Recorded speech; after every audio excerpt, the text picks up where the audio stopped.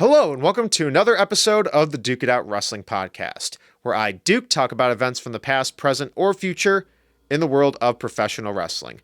We are here for another WrestleMania weekend, WrestleMania 42, if you could believe it or not.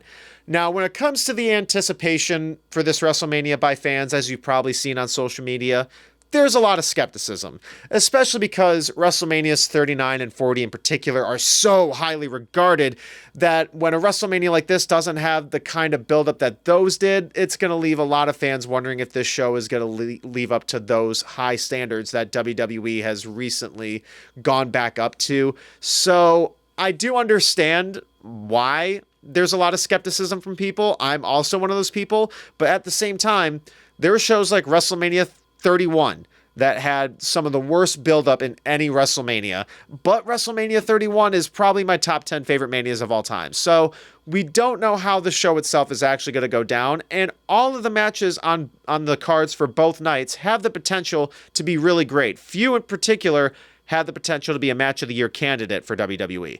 So I'm going to go through all the matches from night 1 and night 2, and I believe that ESPN announced all the matches in order, so the order that I'll go through could be the order of the cards themselves this weekend, so we will see about that. And I will, before I get into all the matches, I will at least talk about if I'm very excited for this show or not. I am decently excited. I am excited for a few of the matches, and I am agreeing with a lot of the complaints from fans, especially with certain people not being on the card for this year's Mania. In particular, Io Sky and Carmelo Hayes are two highly talked about wrestlers that seem to be kind of screwed out of the WrestleMania cards this year, and I really think they were, and it's a real shame that they aren't on these cards. But I don't want to hold that against the wrestlers that are on this card, and regardless, they'll still perform likely greatly. So I will get into those matches. And the first match that I will talk about is from night 1, and seeming to be the opening match for night 1, is the Vision members, Logan Paul and Austin Theory, teaming up with I Show Speed against the Usos and LA Knight. This should be a fun 6-man tag to open the show. The Usos and LA Knight are obviously going to do some great crowd work. And when it comes to the heel team, what's mainly going to be focused is how I Show Speed is going to do in the ring. He has made appearances in WWE before. He took an RKO at WrestleMania 40. And at the Royal Rumble last year, he got murdered by Braun Breaker in one of the most viral moments from WWE last year. And so a lot of eyes are going to be on Speed for this match. And they showed a segment this past week on Raw of Logan Paul and Austin Theory trying to train Speed in the ring a little bit. And I'm sure he's going to do a couple of really impressive spots. Is he going to get to Bad Bunny levels with celebrity performances? Probably not. But I don't think he's going to embarrass himself or anything like that. Or at least in a non-kayfabe way, but it should be pretty fun. And when it comes to who is going to win, both teams have a reason to win, because with the Usos recently losing the tag titles to the Vision, if they win this match at Mania, it could give them a reason to have a rematch. And with LA Knight, it could just be another WrestleMania win for LA Knight, because they're seemingly not wanting to put him in any title pictures right now. But I do think that the Vision and Speed are going to take this win, since this is the only celebrity match that with a celebrity actually wrestling, if not including Pat McAfee. But I think they're going to take this advantage and not only have the celebrity win, but I think it's also just the right decision for the Vision to just get this second win so the Usos can be out of the title picture, and hopefully it can then lead to what a lot of fans have been hoping is Jey Uso turning heel, which I'd be very excited to see. So hopefully that's the route they decide to go to. And the second match for night 1 is Drew McIntyre versus Jacob Fatu in an unsanctioned match. Now, poor Drew McIntyre. I talked about this in my video discussing Cody Rhodes winning back the WWE title from Drew McIntyre, even though it was in ruling that Cody couldn't challenge unless he won the Rumble or Chamber. There's a lot to discuss with that, so you can watch that video if you want to hear a lot more of my opinions on how WWE booked that. But at the same time, it has been seeming like Drew McIntyre, regardless, was going to take a break from WWE after WrestleMania.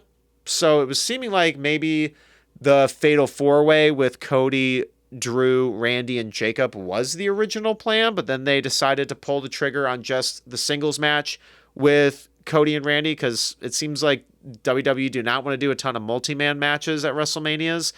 And so they decided to now stick Drew and Jacob into a solo feud. And not that this match isn't going to be great, because it surely will. And when Drew McIntyre has a chip on his shoulder for WrestleMania, you know he's going to perform greatly. That street fight with Damian Priest at last year's WrestleMania can prove it. And I think, especially with this kind of stipulation, it just gives Drew and Jacob a lot of liberties to just go in the most brutal ways that they could possibly imagine. And it's going to be very, very fun to watch. And when it comes to who is going to win, I think Drew deserves this, especially because he was screwed out of walking into WrestleMania as WWE champion so close before it. And so in that sense, Drew should get this win, because then if he then loses to Jacob, he could then just be dropped lower on the card. But if a lot of the rumors and reports have been true that Drew McIntyre is going to potentially do a movie shoot or just take a break from WWE after Mania, then it would make sense to give Jacob Fatu the win here. And I think that is how it is going to end up going down. Not that I am against Jacob winning, because I love Jacob Fatu, and hopefully with this win, he can then get into some world title scenes, because it was really seeming like it could go down that route when he was feuding with Cody for Saturday night's main event, and that kind of just got tossed to the wayside. So we will see how everything goes. And the third match is the Fatal 4-Way for the Women's Tag Team Championships. The champs, the Irresistible Forces, Nia Jax and Lash Legend, defending against Charlotte Flair and Alexa Bliss, then Bayley and Lyra Valkyria, and then the Bella Twins. And there was some wonder if the Bella Twins were actually going to be able to compete at WrestleMania, since Nikki Bella seemed to have an injury a couple weeks before, and so they were wondering if she was going to be medically cleared, and if she wasn't medically cleared, then the Kabuki Warriors were going to replace the Bella Twins, and that was the main reason that Io versus Asuka wasn't booked for Mania, I guess. But the Bellas are still announced for this, and unless they do a last-second change on SmackDown, I believe that the Bella Twins are still going to be in this match.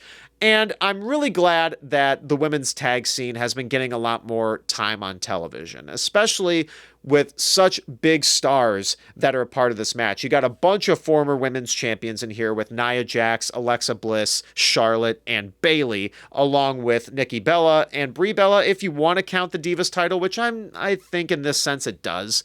So you got a lot of star power for this women's tag team scene right now, and it also gives them the chance to really just continue to show off their talents at Mania. And when it comes to what would be the main benefit for each team, I will just go through what I think would hope for each team going forward. I think with the Bella Twins, I mainly just want to see a Twin Magic spot. That's all I'm mainly excited to potentially see from the Bellas in this match.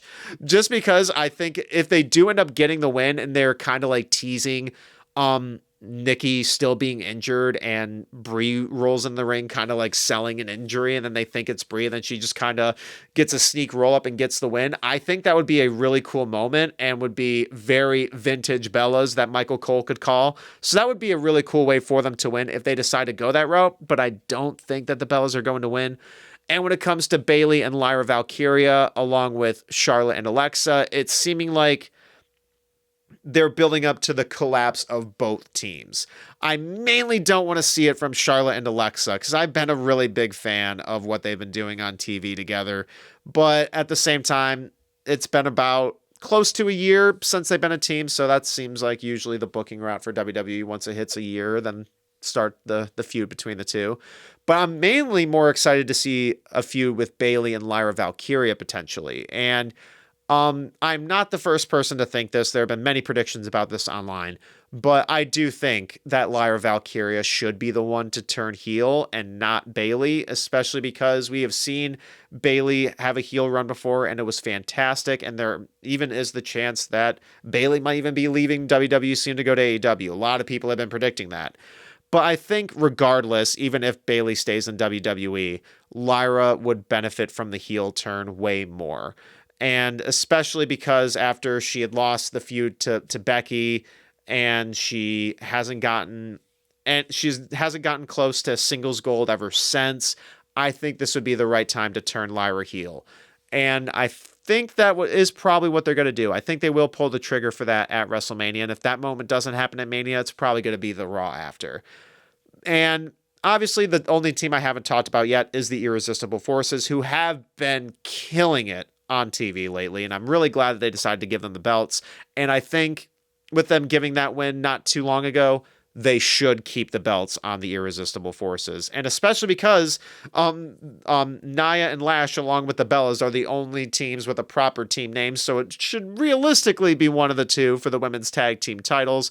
And since Nia and Lash have just won it, I think they could do a lot more with those belts. And I think they could end up having the best women's tag team title reign in WWE history if the booking continues to be done right.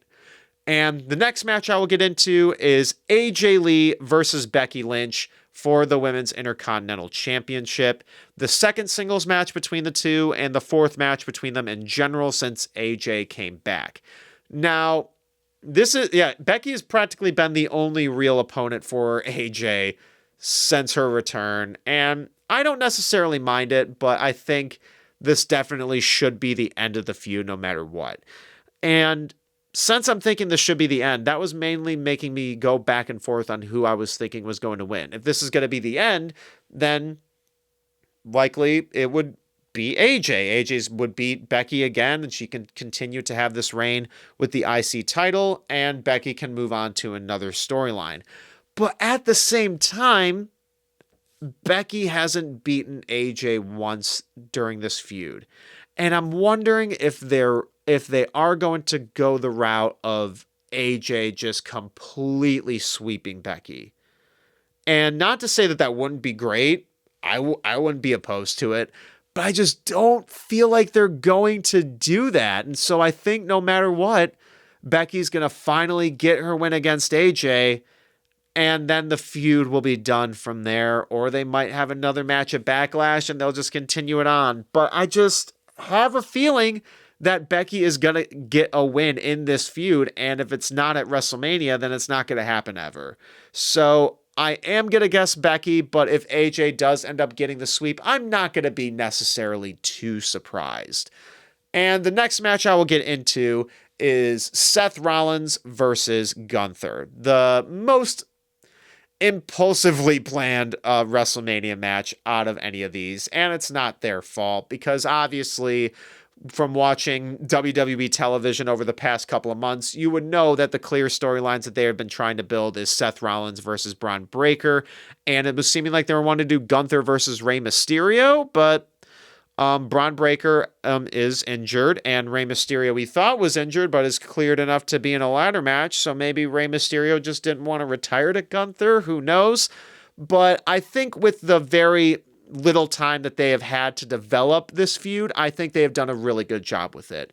Really, in their promos discussing on how they're both former world heavyweight champions and how Gunther was the better world champion than Seth, and that was Gunther's reasoning to attack Rollins. It's something. It can be something like it's just sort of like in a way a champion versus champion, or a way to determine who was the greatest world champion. Or you could also have it determine who's going to be the number one contender to face the world heavyweight champion after WrestleMania.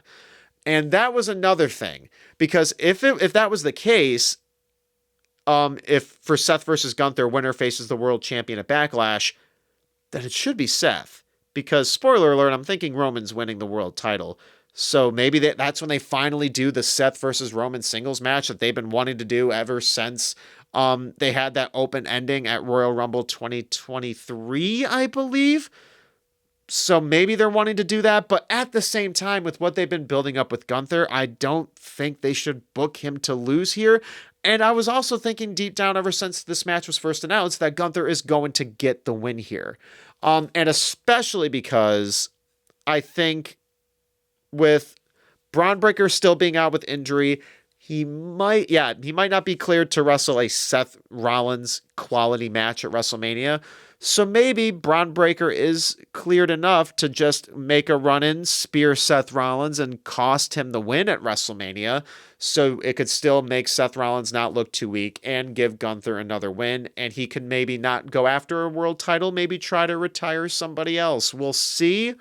But I do think Gunther is going to get this win. And I am very excited for this match overall because with the talents of these two in the ring, while this match doesn't have as great a build-up, this could be the standout match of WrestleMania weekend from an in-ring perspective. There's not a doubt about that.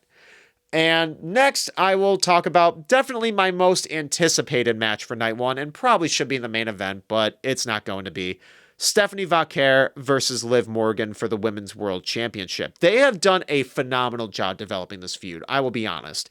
When Liv Morgan won the Rumble, I was kind of curious as to who she was going to pick because I'm like, Liv versus Stephanie or Liv versus Jade, they don't sound like that compelling of WrestleMania feuds, but I cannot say the same with Stephanie and Liv now. They have been doing a phenomenal job with their promos and any of the backstage segments and their recent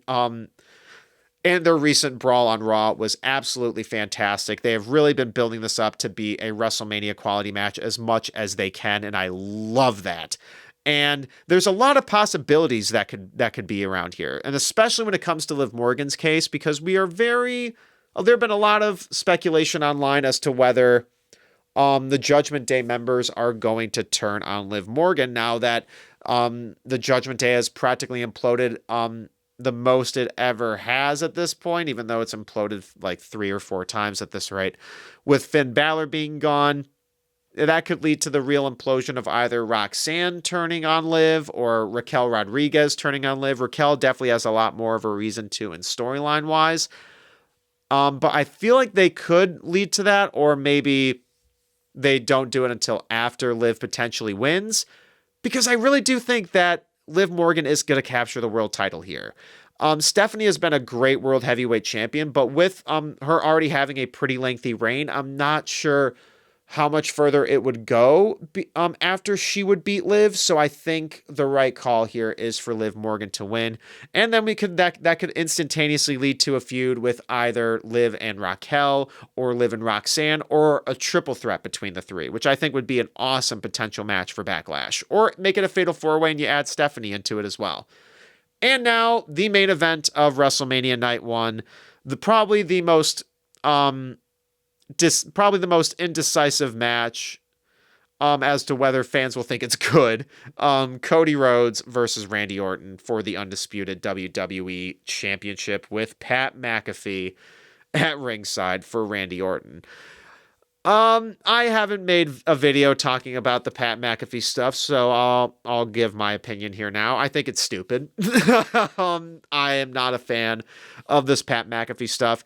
I'm not against Pat McAfee being a heel manager, though, because Pat McAfee has done a great job in pro wrestling recently. He was a good commentator, and when he was in NXT, he did really good work when he was feuding with the Undisputed Era and Adam Cole. He performed well in both the singles match he had with Adam Cole and in the War Games. So it's not like I'm super against Pat McAfee being a part of it, but it's just more so of the clear TKO involvement of just trying to like shoe in as many celebrities in storylines as they possibly can. We also got Lil Yachty, a part of the United States title storyline, which I'll get into in a little bit. But I think Pat McAfee just wasn't needed for this match, because a main event WrestleMania storyline with Cody Rhodes and Randy Orton explains itself. There's almost 20 years of storytelling on television between the two. We didn't need to add Pat McAfee into this to make it a compelling WrestleMania feud. But anyway, I am excited for the match in general because Cody and Randy have some fantastic chemistry. And their match at Night of Champions last year was really good. And now that there's a lot more of a heated rivalry into it, they can add a lot more hatred into any of their spots. And Cody orchestrates those types of segments really well. So this could end up being a lot better of a match than fans think. And I definitely am almost positive that this is going to be better than Cody versus Cena at Mania last year. And I've also been pretty indecisive on who is going to win, though. While I mentioned people being indecisive on whether it's going to be good or bad, I'm mainly indecisive on if Cody is going to retain or not. Because I think in the long run, Randy is going to beat Cody for the belt at some point, but I was mainly wondering if they're going to do it at Mania or at Backlash, just because Cody has lost at Mania quite a few times. He came back at WrestleMania 38, won there, but lost at WrestleMania 39, lost at 40 night 1, but won 40 night 2, and lost at 41 night 2. So I'm not sure where exactly they're wanting to make that decision-making process. I think if they're wanting to give Cody a decent win-loss record at Mania, maybe have him beat Randy here. But I think they're just going to pull the trigger right here and have Randy Orton get the title right here. There have been rumors that Randy Orton is hurting, but I'm honestly thinking that's WWE trying to screw with us and make us believe, oh, well, Cody's going to retain. We've heard the reports that Randy Orton's injured, so he's going to put on a good performance and he's going to lose. And I think Randy Orton is going to become a 15-time champion. It's not the most positive decision that I have out of any of these predictions. So if Cody retains, it's not like my jaw will drop, but I also would also see the right call being made if Cody won, because he hasn't won a ton at WrestleMania. And if you're wanting to keep him as the face of the company, you might want him to have another win or two. And then we get into WrestleMania Night 2, and I'm honestly way more excited for Night 2 of WrestleMania 42 than I am for Night 1. In particular, the first and last matches that I'll be talking about for this card. And honest to God, if they ended up choosing this as the main event for Night 2, I wouldn't be pissed, because this, honest to God, has the best build-up out of any of the matches on this card, maybe next to the main event of this night. But honestly, this build-up's probably my favorite. Oba Femi versus Brock Lesnar. I am so fucking pumped for this. The build-up has been absolutely astounding. Oba has been booked to look like an absolute star, and even seeing the sequence of clearly seeing Brock tell Oba to put his foot on his chest, I loved that. And I'm really, really hoping that this is the real moment for Oba to really be solidified as the next main event star and beat Brock Lesnar in his first main roster premium live event match. And it's at WrestleMania. And if he did that by beating Brock Lesnar, it would be one of the greatest star-making moments in the history of WWE. Do I think they're going to do that? We know the storylines with Brock Lesnar, and we have been way too used to Brock Lesnar picking up his opponent, giving him the F5, and all of our dreams being shattered. It's happened quite a bit. And there's also been the rumored reports online that they don't want Brock to lose until his final match, but that could also be WWE screwing with us. I really hope that it is, but there have been plenty of times in my predictions lately where I have mainly booked with my heart and not my head, and it has led to me being wrong. Most recent occasion I can think of, the main event of AEW Dynasty, I predicted Kenny Omega beating MJF because it would lead to Omega versus Ospreay at All In, and I was wrong. So I'm going to say that Brock Lesnar is going to beat Oba Femi. I don't want that at all. Oba has to win this match, WWE. But I'm only going to predict Brock Lesnar that if he does end up winning, I can just say, well, I was guessing that so I can be a little less pissed off. But please, for the love of God, WWE, have Oba Femi win this match. Please. And next is the 6-pack ladder match for the Intercontinental Championship. The champ Penta defending against Rey Mysterio, Javon Evans, Rusev, Dragon Lee, and JD McDonough. We have not had a multi-man ladder match at WrestleMania in quite a while. I believe, has it been 10 years? Was the IC title ladder match at WrestleMania 32 the last multi-man ladder match at Mania? I think it was. I mean, there was that triple threat ladder match. There was the tag team ladder match. So at the very least, a mid-card belt multi-man ladder match at WrestleMania we have not seen in 10 years. And I am so excited for this match. The competitors that they have here are perfect to deliver a constant spot fest and make us constantly audibly gasp from whatever spot they try to do with a ladder or on the table or just doing whatever flippy shit that they can come up with. Javon Evans in particular, I am really excited to see get some time to shine at WrestleMania. I was thinking, would this also be his first premium live event match? No, he also competed at the Elimination Chamber, but I am very excited to see him get some star-making moments at WrestleMania, and hopefully he could get his first WrestleMania moment here, potentially getting the IC title. I don't think it's going to happen just yet, though. We're going to get some amazing spots from all these guys. It's hard to really kind of predict what kind of spot that we're going to get, because like, even if I was trying to describe it in the most distinct way, in short terms, it's just, yeah, we're going to see some crazy shit with ladders. And even if the match isn't up to par with some fan standards, we're still going to be seeing a lot of crazy shit with ladders. So it's going to be fun. And when it comes to who I think is going to win, I was going back and forth between either Javon Evans or Penta retaining. And I think Penta retaining is going to be the call here. Because I was wondering, yeah, Penta did compete at WrestleMania last year, but didn't win the IC title. So now that he is walking to WrestleMania as IC champion this time, it would be cool to also see him walk out as IC champion as well. Next, the second mid-card men's title belt for WrestleMania. It is Sami Zayn versus Trick Williams for the United States Championship.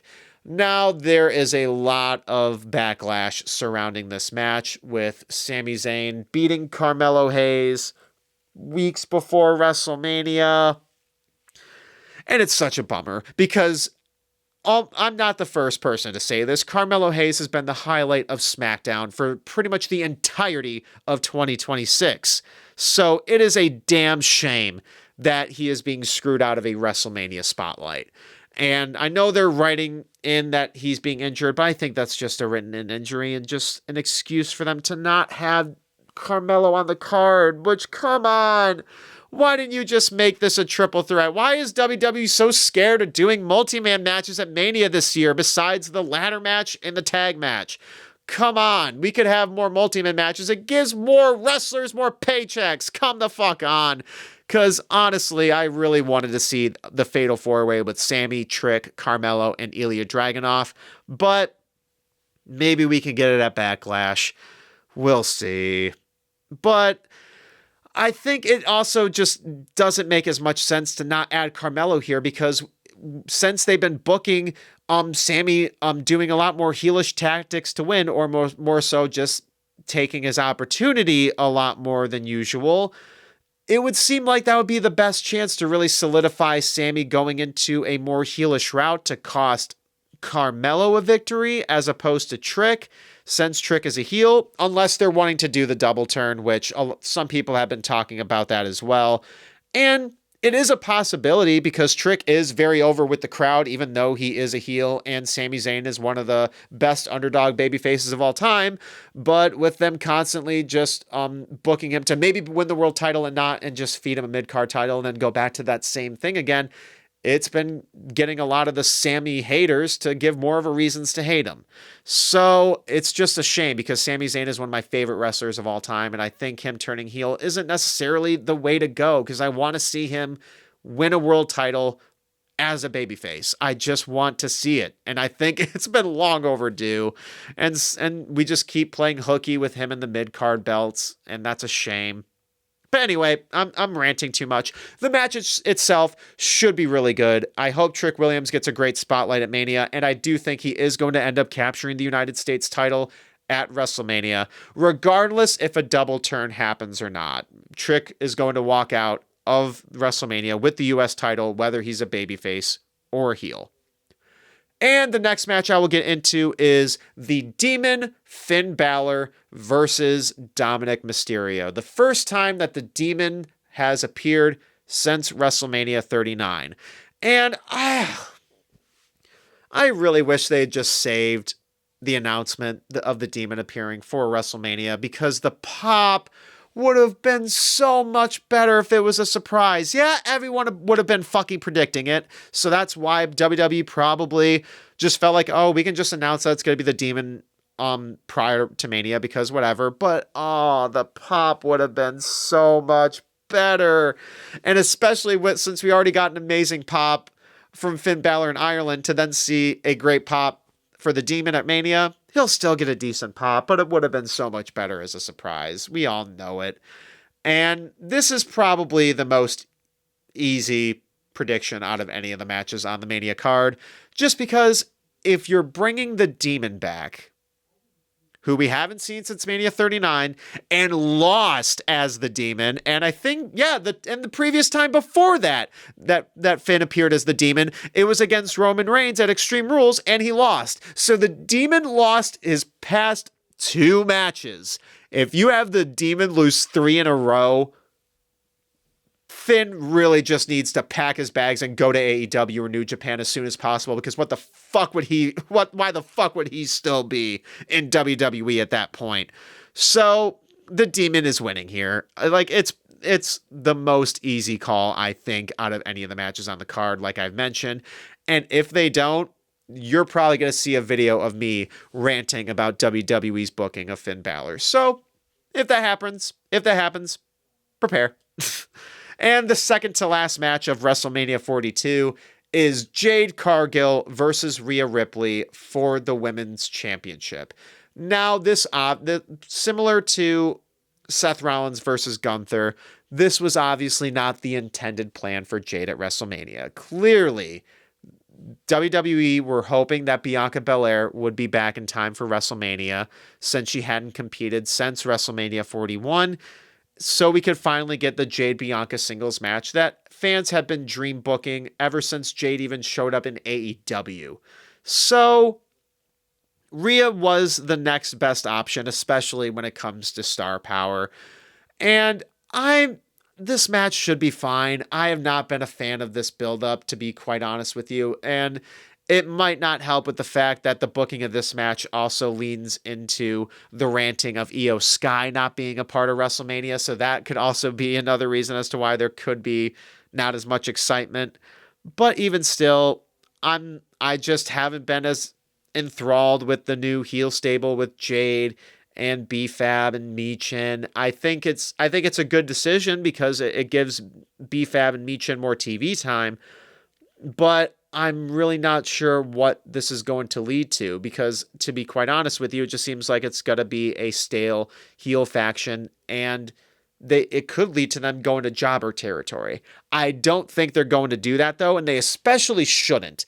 And I'm afraid if they book Rhea to win here, it's going to make B-Fab and Michin especially just look insanely weak. And while, Rhea did take out both members before Mania so they could have that excuse if they don't interfere, but at the same time, I think it would still benefit for Jade Cargill to retain. Not to say that I think that I'm more of a fan of Jade than Rhea. I would, if that was the case, I would choose Rhea winning. But at the same time, Jade definitely needs the win more than Rhea does. And I think regardless, once Bianca is cleared, having Jade versus Bianca for the belt is just an extra bonus beyond them two just having a singles match. Just cuz.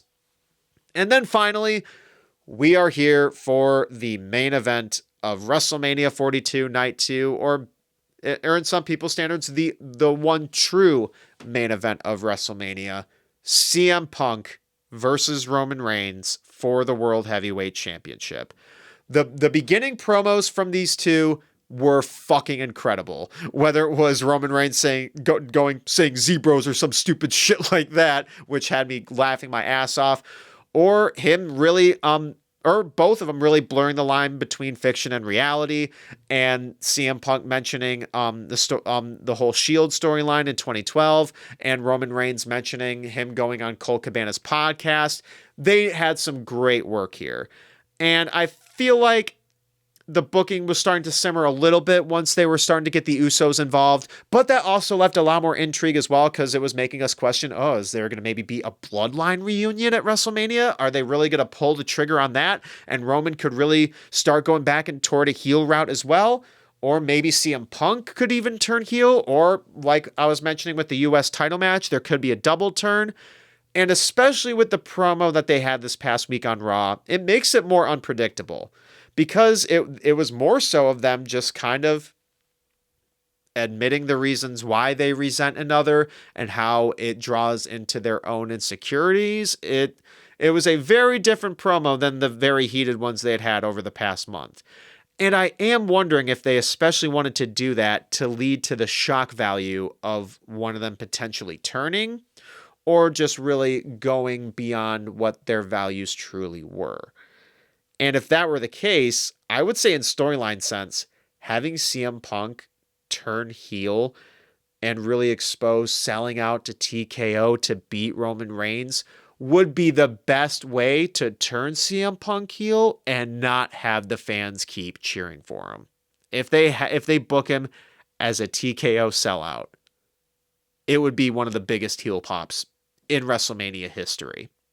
Or even if they do that with Roman Reigns, because if Roman Reigns has The Rock also interfere and then they just really stamp on the bloodline thing all over again. And if The Rock is going to keep sticking around this time as the final boss, if that even happens, we'll see. But it has really made me go back and forth on whether I think CM Punk's going to turn heel and win, or Roman is going to win by help from the bloodline members. And I think I'm mainly leaning toward the latter, but I would much rather want to see CM Punk turn heel and beat Roman. I think that would be a much more impactful ending than Roman becoming champion again, just because a lot of us have been predicting it ever since Roman won the Rumble. Not that Roman wouldn't have a great reign, no pun intended, as World Heavyweight Champion, but I think you could add even more to this by having CM Punk turn heel. And I think that's the way they should go, but I think Roman Reigns is going to end up winning the world title. So those are my predictions for WrestleMania 42. I will be posting a podcast review probably. I might do a review right after night 1 and then right after night 2, or just save doing a review until both nights are out and then I give my opinion then. We will wait and see. But thank you so much for listening to this podcast, and please make sure to like this, subscribe to the channel, ring the bell for notifications, and duke out your WrestleMania predictions in the comments below.